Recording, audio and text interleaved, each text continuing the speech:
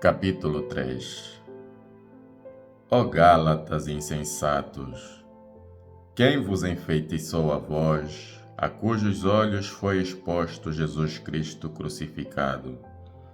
Só isto quero saber de vós: foi pelas obras da lei que recebestes o Espírito, ou pela pregação da fé?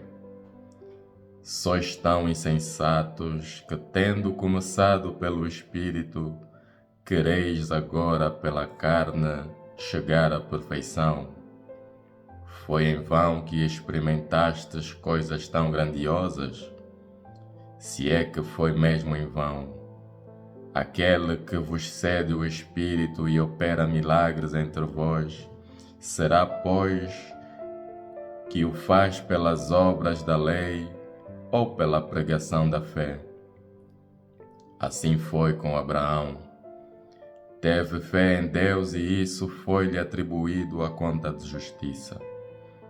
Ficai por isto a saber: os que dependem da fé é que são filhos de Abraão. E como a Escritura previu que é pela fé que Deus justifica os gentios, anunciou previamente como Evangelho a Abraão: serão abençoados em ti todos os povos. Assim, os que dependem da fé são abençoados com o crente Abraão. É que todos os que estão dependentes das obras da lei estão sob maldição, pois está escrito: maldito seja todo aquele que não persevera em tudo o que está escrito no livro da lei, em ordem a cumpri-lo. E que pela lei ninguém é justificado diante de Deus, é coisa evidente, pois aquele que é justo pela fé é que viverá. E a lei não está dependente da fé. Pelo contrário, quem cumprir as suas prescrições viverá por elas. Cristo resgatou-nos da maldição da lei, ao fazer-se maldição por nós, pois está escrito: maldito seja todo aquele que é suspenso no madeiro. Isto para que a bênção de Abraão chegasse até aos gentios, em Cristo Jesus, para recebermos a promessa do Espírito por meio da fé. Irmãos, vou falar-vos à maneira humana. Mesmo vindo de um homem, um testamento que tenha entrado em vigor, ninguém o pode anular ou aumentar. Ora, as promessas foram feitas a Abraão e a sua descendência. Não se diz "e as descendências", como se de muitas se tratasse. Trata-se sim de uma só, e a tua descendência, que é Cristo. Ora, é exatamente isto que quero dizer.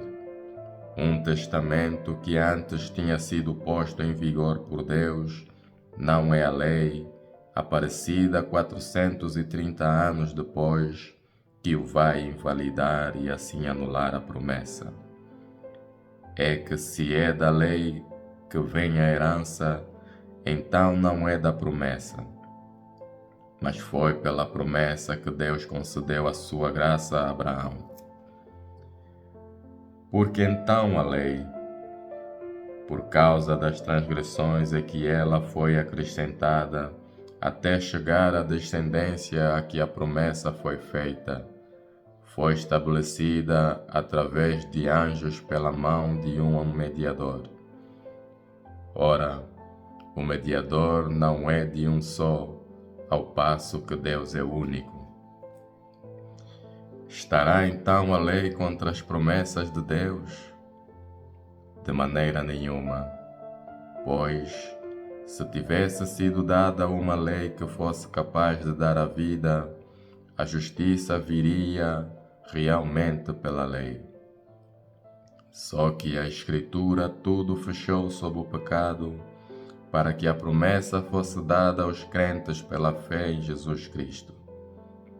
Antes, porém, de chegar à fé, estávamos prisioneiros da lei, estávamos fechados até a fé que havia de revelar-se.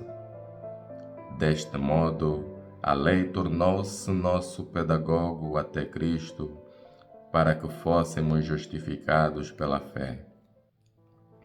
Uma vez, porém, chegado o tempo da fé, já não estamos sob o domínio do pecador.